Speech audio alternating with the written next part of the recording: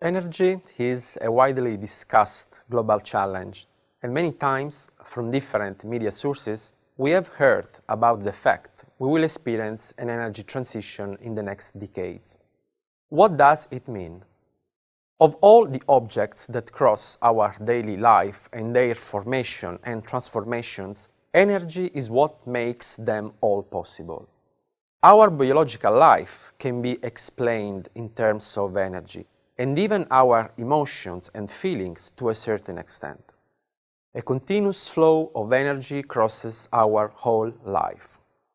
Technology innovation will change how we produce, transport and use energy, and this will reflect in a deep change in our life, in our economies and our societies. Transition means, therefore, that energy technology innovation will have a transformative impact on our societies and ultimately on our lives.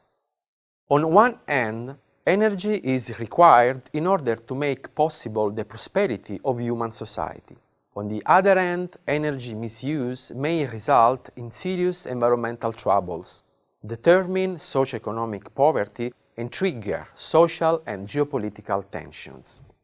This is exactly the reason why energy transition is nowadays necessary and urgent. This paradoxical situation has a multi-dimensional and complex nature that means we must deal with multiple challenges strictly woven together.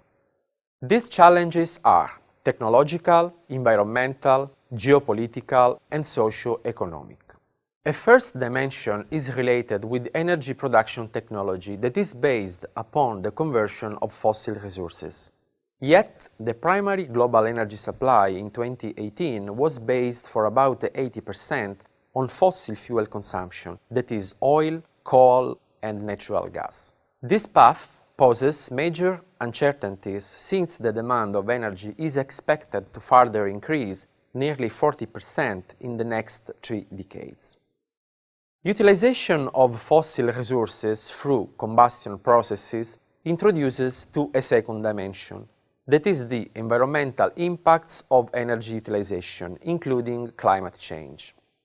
The atmospheric concentration of anthropogenic greenhouse gases is continuously increasing as a result of several human activities, including burning of fossil fuels, massive food production, and change in land use. Carbon dioxide emissions that account for the highest overall impact on global climate are growing steadily at a rate of about 2 parts per million per year. Human activities are estimated to have caused approximately 1 degree Celsius of global warming above pre-industrial levels and is expected to continue its rise if our present energy system misses its transition toward low-carbon and green technologies. The access and control of energy resources is a direct consequence of a world energy dependence on fossil energy and originates a further dimension linked with the unequal distribution of available resources. Geopolitical tensions are often hidden behind the control of energy resources.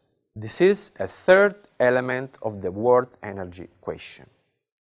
Every citizen in our planet has the natural and legitimate right to use energy in order to meet basic needs, have access to services, and increase their earning opportunities and standards of life. However, the uneven distribution and access to energy resources lead to a further dimension of the energy question that is connected with social inclusion and equity.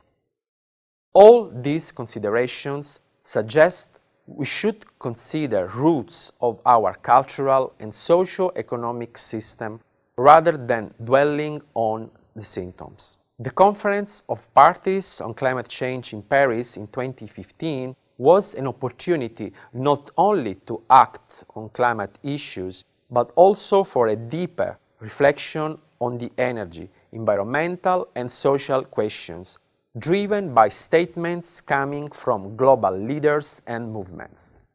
In June 2015, Pope Francis released a papal encyclical letter in which he called on the world's 1.2 billion Catholics to join the fight against climate change.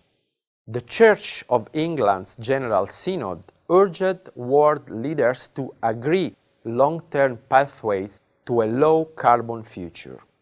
Hindu leaders released their own statement, and the Buddhist community prepared a declaration on climate change. A rabbinic letter on the climate crisis was released.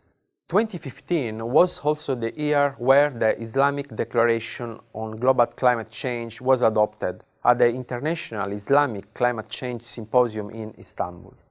This series of lectures, promoted in the framework of the Embrain project, funded by the European Commission to start a new master in renewable energy in Libya universities, has the goal to humbly contribute to this discussion that is key to involve more deeply citizens and take on our shoulder a part of the energy transition.